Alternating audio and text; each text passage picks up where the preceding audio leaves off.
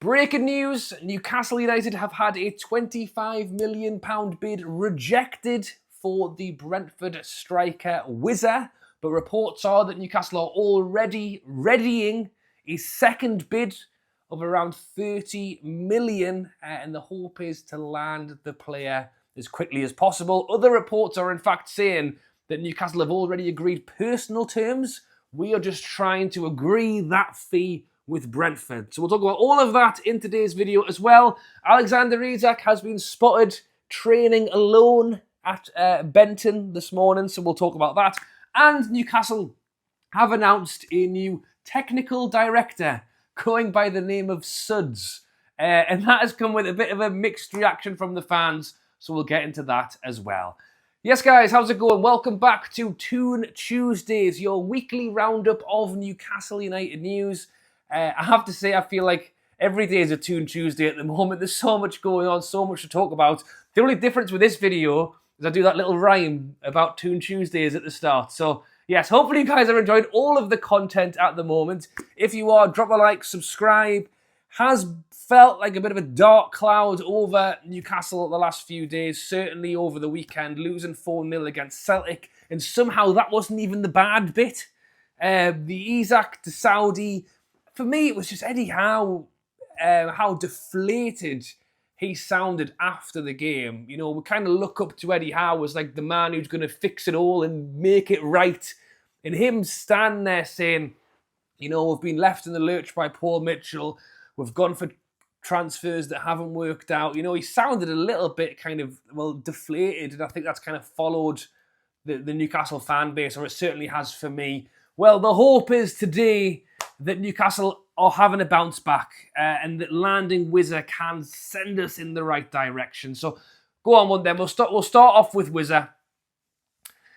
So as I say, reports coming out, breaking news, David Ornstein as well as Craig Hope and other reports to say that Newcastle placed a £25 million bid for Whizzer today and has been rejected by Brentford. Straight away, let me know your thoughts on Whizzer down in the comments. If he's a player you would like Newcastle to sign, drop a like on this video. Let's see how high we can get that number. I think it's a player that people generally are a fan of. The route with Ekitike was clear, and it was that he was a very similar type of player to Isak, still young, would, you know, potentially in a year's time if Isak went, or 2 years, or even, well, who knows, never, play together forever. But Whizzer's a little bit different. I think he comes in, certainly Premier League proven, and that is what Eddie Howe likes. I think just around 30 goals in the last 2 seasons for Brentford. I mean, it's not bad going. We're going to offer him Champions League football. We're going to offer him presumably a bit of a wage increase. And this is why it's a little bit different. I think Whizzer is flexible. I think he can play anywhere across the front three. But generally speaking, you would imagine Isak to start most games and Whizzer to be kind of that rotation option. Maybe not backup option, but I would say, hopefully, a reliable option. He's done it at Brentford. He knows the score. He knows the league. He's scoring goals. Hopefully, it's someone we can bring in, like Alanga, and just get involved straight away.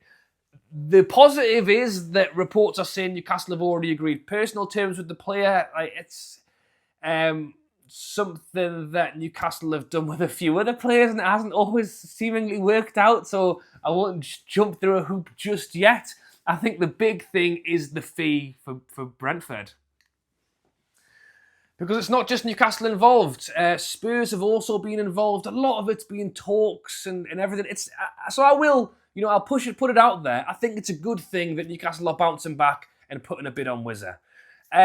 Is he in a line behind Delap, João Pedro and Ekitike? Maybe, but it doesn't stop him from being a good player. And at this point, for a fee of what's reported 25 million, moving up to 30 for someone who's 28 years old but can fit straight in, yeah, I think I can go with that. The worry is that Brentford are reportedly holding out for as much as 50 million. And once you start getting to that fee, I'm a little bit more unsure, because at the age of 28, going on 29, a 3-year deal at Newcastle sees him into his early 30s. We aren't going to get much sell-on value after he goes. Unless we get into player trading, he comes to Newcastle, scores 20 goals, and then we'll sell him next season for 25. We sell him off. Sell it. Cheers for a great year. We're going to look into the market again. We're going to let you go.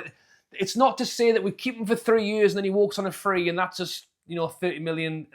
If he goes and scores 20 goals a season, it's obviously paid for itself. But this is the risk when you buy a slightly older player in a PSR world. If it was the Saudi owners who didn't care about money, then who gives a crap if he goes for nothing in 3 years' time? But in this new world of PSR, it's constantly buy, sell, buy, sell, buy, sell. We're getting better. We've sold Longstaff. We've sold Kelly.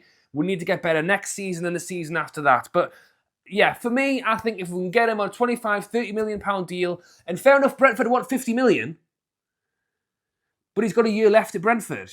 So if they don't sell to us, Spurs or whoever else, then in a year's time, he walks away for free. Why don't we just wait till January and we'll just get him on a pre-contract and you can just come to us for nothing at the end of the season? So, yes, thoughts and comments on Whizzer. Obviously, Thomas Frank has gone to Spurs. I think he probably very much enjoyed playing with Thomas Frank when he was at Brentford. That, I think, gives them an edge. And obviously, Spurs have gone and got themselves in bloody Europe as well, haven't they? So, yeah, it's an interesting one. I like that Newcastle are pushing. I like that we're going out there and trying to make things happen despite what has been a tough start to the window. You let me know your thoughts on it, Whizzer, down in the comments below. Someone we have brought in is Suds, which I have to say I did laugh at when I heard, because I think it makes him sound like he's 10 years old. But yeah, anyway, thoughts and comments on Suds down in the comments. Yeah, so a new technical director. This has been discussed a little bit over the last couple of weeks with Paul Mitchell leaving. Would we get a new sporting director? Would a technical director just be someone to help Eddie Howe out? Well, it sounds like it's a bit of all of them, to be honest. And it was met with a mixed reaction, mostly because of the frustration from the fans. Because once again, we've announced it on Twitter and everywhere else.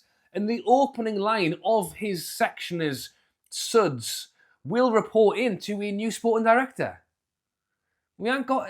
This has happened already when we brought somebody else in a couple of weeks ago whose name escapes me already. Was it the set piece guy? I think so. Yeah, we haven't got a sporting director. So it looks to me like they haven't even bothered to change the paragraph of writing. It probably used to say, he will report into Paul Mitchell, da-da-da-da-da-da, and thought, just backspace the Paul Mitchell bit and just put new. Paul Mitchell, sporting director, just new. Okay, new sporting director. Just leave that bit off. Just put, he's coming in as a technical director and tell us what he's going to do. Because it's just created more uncertainty on the fans of what's actually going on. On the whole, I think it's a good thing. Eddie Howe's spoken, obviously, as I mentioned at the start of the video, I'm feeling a bit deflated, obviously having to do things he wouldn't normally do. It's another pair of hands on deck. I think this guy probably thought he would be coming to work under Paul Mitchell, As I mentioned yesterday, the Paul Mitchell one's still an interesting one, and I don't think we'll fully know what actually happened for a long time. Reports are that, they weren't getting on. Eddie Howe saying they were, and then he dropped his notice 2 days into a summer window. That sounds like to me like Paul Mitchell's going, you know what it is? Screw you, I'm off. Good luck. So it sounds like he screwed us when he was here. He wouldn't buy anyone. And then now he's left. We're screwed because he's not here to do the plan. But then you can look at it the other way and say, was he the problem? He's meant to have all of this foreign football knowledge that we're missing out this summer. It doesn't seem we're even bothering to look further afield. Whereas when he was here, we weren't bothering to do it anyway. So it's really hard to get the gist of what's actually going on. What we do know is that Eddie Howe's trying to obviously get the things to work, despite what was him looking a little bit miffed, understandably. The hear bids going in is positive, and I'm hoping good old Suds is going to bring a bit of impact as well. Essentially, stats, intelligence across men's, women's academies. what is it, Moneyball. Football's changing, it's XGs, it's stats, it's what's this and what's that, and maybe we need a bit of that. You know, I like Elanga. Eddie Howe's like, yeah, he looks good. We'll get him. and Premier League proven's massive. Like, I think it's becoming more and more of a thing. PSR it's so weird because you'd think with PSR, teams would go, right, let's go to France. Get him for 10 million. I mean, get him for 15 from Italy, him for 20, because you can't spend the Premier League money. So you're trying to look further afield at lower cost deals. But the problem is, if those deals don't work or fail, then you've lost 10 million. And you can't make it back. You can't sell them on to make it back. So it doesn't allow the owner to go, right, we'll write that one off, 10 million more, we'll fix it next year. Like, the pressure on getting a transfer right is too high. Newcastle haven't got the PSR room to buy, you know, a Nunes, you know, who Liverpool fans keep telling us was a success, you know. In my eyes, he wasn't. We don't have the room for that. We can't spend 80 million on a player and for it to not work. I think the reason we were pushing for Ekitike is because Eddie Howe's wanted him for 5 years. You know, I think that he was so well researched that it didn't even seem like it was a foreign player. It was someone that we knew. Well, we'll find out when he gets to Liverpool whether he works well, the proof will be in the pudding. If he scored 20 goals at Christmas, we should have got him. If he hasn't done anything, then maybe we've dodged a bullet. So we'll wait and find out. We did it with Bruno, we did it with Botman. Those were early days. That was when we had a bit more freedom. I feel like now it's almost like we're scared to push the boundary on a foreign player. And if it is 10 million, then maybe we will. But, you know, I think that's why. So this is why I'm hoping this techie is going to come in and give a bit of light to some of those leagues. SGs, minutes played, miles ran. You know, bring it all in across the club, current team, and yes, essentially sort out some of the stuff that Eddie Howe was being forced to do that maybe he doesn't want to. This guy, and that's the best way I can put it, is another pair of hands on deck, because it sounds like we haven't got many, and hopefully he's going to help push. But we'll finish off with Alexander Isak quickly, because there's a photo doing the rounds online, and obviously people are getting a little bit worried. So essentially, Isak was spotted today at Newcastle training ground, training alone.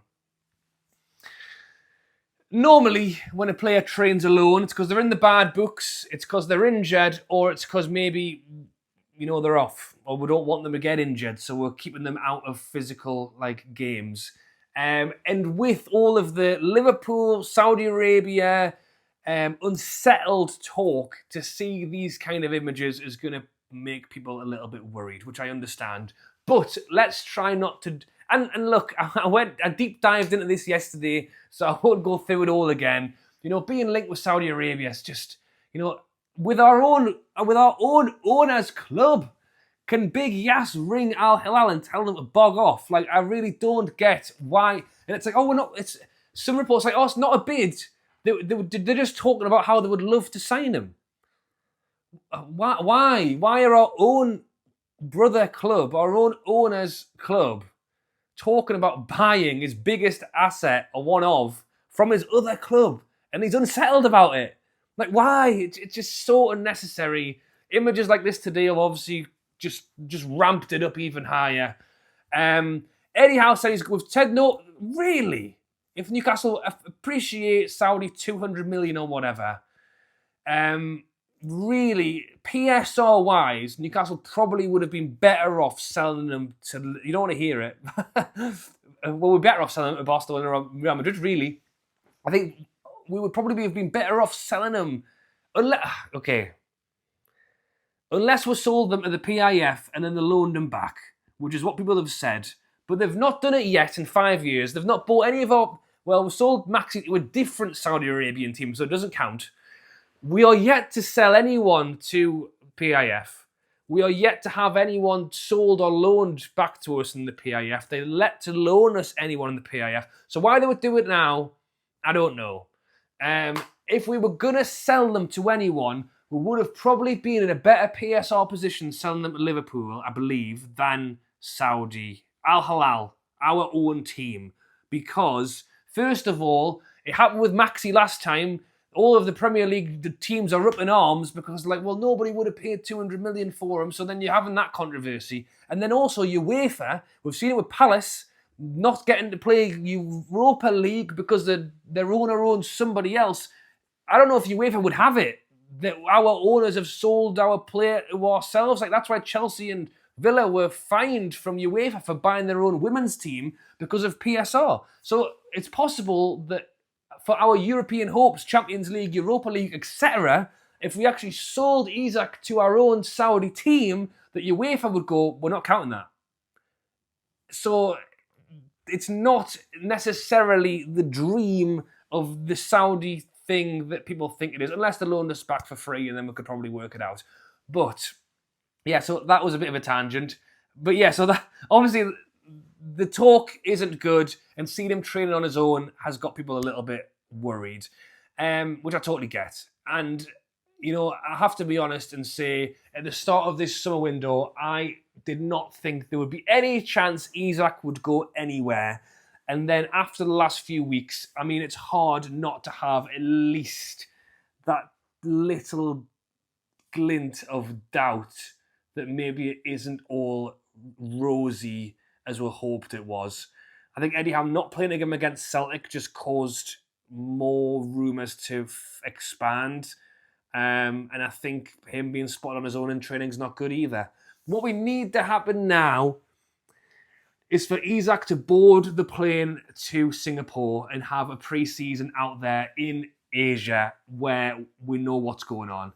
If Isak doesn't board that plane, my God, there will quite possibly be a riot and fires outside of St. James's Park. But providing he gets on that plane, I'm hoping we're in the clear and we'll be all right. This is why Liverpool's plan just totally makes me wonder what the hell it was, because if we'd bought Ekitike instead of them, then I think it would have had more doubt that we would have lost Isak, because then it's like, well, we've got a striker, we've got a new striker, and we're getting offered 200 million, so maybe we should. Whereas now, we haven't got anyone. Why Eddie Howe would sanction that, I really don't know. With everything that's going on, Big Yast at how angry he was at Liverpool for trying to approach Isak. And yet his own football team's doing it from the other side of the world. Yeah, anyway, there you go. That's my thoughts on Isak, which really is that the photo was a bit of a nothing. He didn't get played at Celtic because Eddie Howe was watching his minutes, reportedly. So maybe he's doing a little bit of extra work on the side to build up his muscles or get match fit. Maybe he came back a little sluggish from his holiday. Maybe we know that he was sluggish at the end of last season. So why not just give him that give him that extra week to work it off before we'll fly halfway across the world and he's got to play a few games. So yeah, that photo really doesn't make much difference. Everything else I just talked about is what I'm more worried about than Isak doing a few shuttles on his own. So yes, thoughts on Isak, thoughts on the new technical director. I would love to know if anyone knows a little bit more about him. By all means, he's done about 1 million podcasts. I've not listened to one yet. So if you're interested to hear a little bit about the new man in the technical director seat, there's plenty about him online. I'll try and educate myself as well. And yeah, Whizzer, is he the man for you? If he is, drop a like. Subscribe if you have enjoyed today's Toon Tuesdays. Thank you for watching. And I'll catch you later.